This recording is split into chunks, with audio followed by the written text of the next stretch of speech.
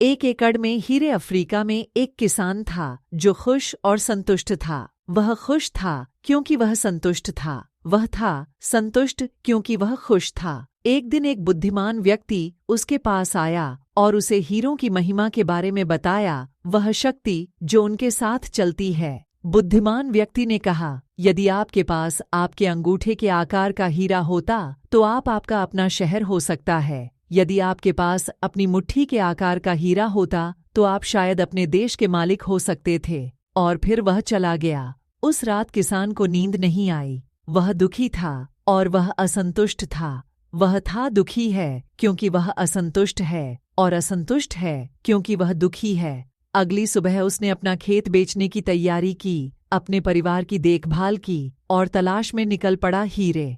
उसने पूरे अफ्रीका में देखा और कोई नहीं मिला। उसने पूरे यूरोप में देखा और कोई नहीं मिला। जब वह स्पेन पहुंचे तो वह भावनात्मक, शारीरिक और आर्थिक रूप से टूट गए। वह इतना निराश हो गया कि उसने फेंक दिया, बार्सिलोना नदी में जाकर आत्महत्या कर ली। घर वापस आकर जिस व्यक्ति ने उसका खेत खरीदा था, वह खेत से होकर बहने वाली एक जलधारा में ऊँटों को पानी पिला रहा था। धारा के पार सुबह के सूरज की किरणें एक पत्थर से टकराईं और उसे इंद्रधनुष की तरह चमका दिया। उसने सोचा कि ऐसा होगा, मेंटल पीस पर अच्छा लग रहा है। उसने पत्थर उठाया और लिविंग रूम में रख दिया।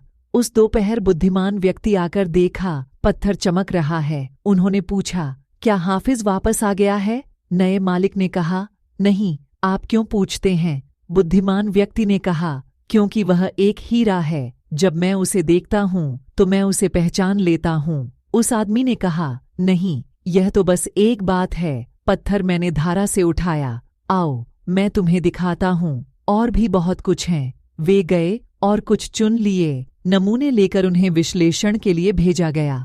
निश्चित ही पत्थर हीरे थे। उन्होंने पाया कि खेत था वास्तव में कई एकड़ हीरों से ढका हुआ है। इस कहानी का नैतिक क्या है? 5 नैतिकताएं हैं। 1. जब हमारा दृष्टिकोण सही होता है तो हमें एहसास होता है कि हम सभी कई एकड़ हीरों पर चल रहे हैं।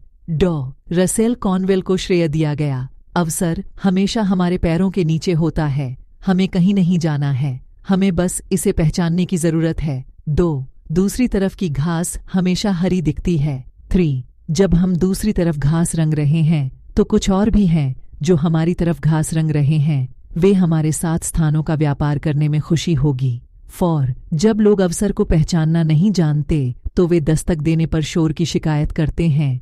5. एक ही अवसर कभी भी दोबारा नहीं मिलता। अगला वाला बेहतर या बुरा हो सकता है, लेकिन वह कभी भी पहले जैसा नहीं होता।